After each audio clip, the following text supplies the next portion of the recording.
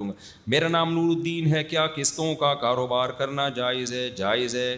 Doctor اسرار احمد صاحب نے کہا ہے کہ یہ سود ہے نہیں۔ ڈاکٹر اسرار احمد صاحب ہمارے لیے بہت قابل احترام رحمہ اللہ تعالی، لیکن وہ مفتی نہیں تھے۔ سود کے مسائل مفتیان کرام سے پوچھیں۔ سود کے تو بڑے ویسے بھی پیچیدہ مسائل ہوتے ہیں، اس میں تو ایکسپرٹ مفتی ہوتے ہیں جو بتاتے ہیں آپ کو۔ تو قسطوں کا کاروبار تو سود ہو ہی نہیں سکتا۔ میں نے بھی وہ ڈاکٹر صاحب کی اسپیچ سنی ہے جس میں وہ کہہ رہے ہیں میری رائے میں یہ بھی سود ہے، لیکن وہ بالکل اس کی کوئی حیثیت نہیں ہے۔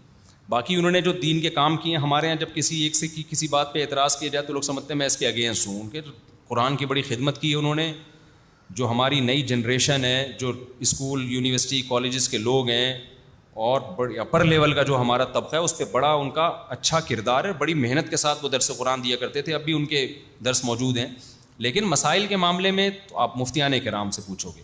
تو سود سے اس کا کوئی تعلق نہیں ہے، بلکہ یہ جو آیت نازل ہوئی ہے نا، احل اللہ البیع وحرم الربا، مشرکین مکہ نے کہا تھا کہ سود کیوں حرام ہے؟ وہی پوچھا نا انہوں نے شیطان والا کام کہ کیوں حرام ہے؟ انہوں نے کہا جب قسطوں پہ ہم یعنی خرید و فروخت جب ہم کرتے ہیں تو اس میں بھی تو پروفٹ ہوتا ہے ہمارا۔ تو وہاں بہت سے مفسرین نے لکھا ہے کہ وہاں بیع سے ان کی مرادی قسطوں والی خرید و فروخت، کہ قسطوں پہ جب ہم چیز لیتے ہیں تو اس میں پروفٹ، جب ہم چیز بیچتے ہیں قسطوں پہ ادھار پہ تو ہم اپنا مارجن کیا رکھتے ہیں؟ زیادہ۔ تو سود میں بھی تو یہی ہے، تو فرق کیسے ہو گیا؟ تو اسی کے جواب میں قرآن نے کہا کہ بھائی فرق یہ ہے کہ حل اللہ البیع، اس خرید و فروخت کو اللہ نے حلال رکھا ہے اور اس کو کیا رکھا ہے؟ حرام رکھا ہے۔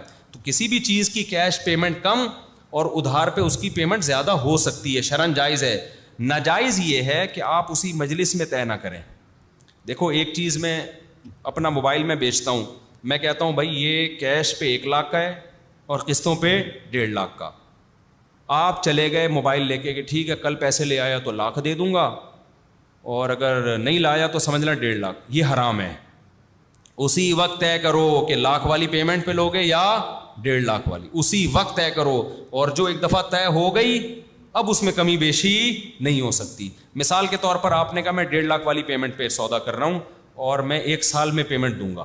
میں نے کہا جی ٹھیک ہے موبائل لے جا بھائی، ضمانت کے طور پہ کوئی بھی ڈاکومنٹ جمع کرا دو، 1.5 لاکھ لے آنا۔ کل آپ آئے کہہ رہے یار ایسا کر یہ 1 لاکھ پکڑ اور باقی قسطیں معاف کر۔ اب نہیں ہو سکتا، سمجھ رہے ہو؟ اب اگر جلدی دی تو اس کی بیس پہ ڈسکاؤنٹ نہیں ہو سکتا، دیر کی تو قیمت میں اضافہ نہیں ہو سکتا۔ مثال کے طور پر سال کے بعد بھی ابھی تک نہیں دی، اب میں کہوں اب بھائی سال کے بعد جتنی تاخیر ہوگی نا پینلٹی لگنا شروع ہوگی، یہ کیا ہے؟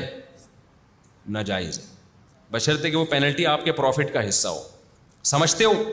تو یہ ناجائز ہو۔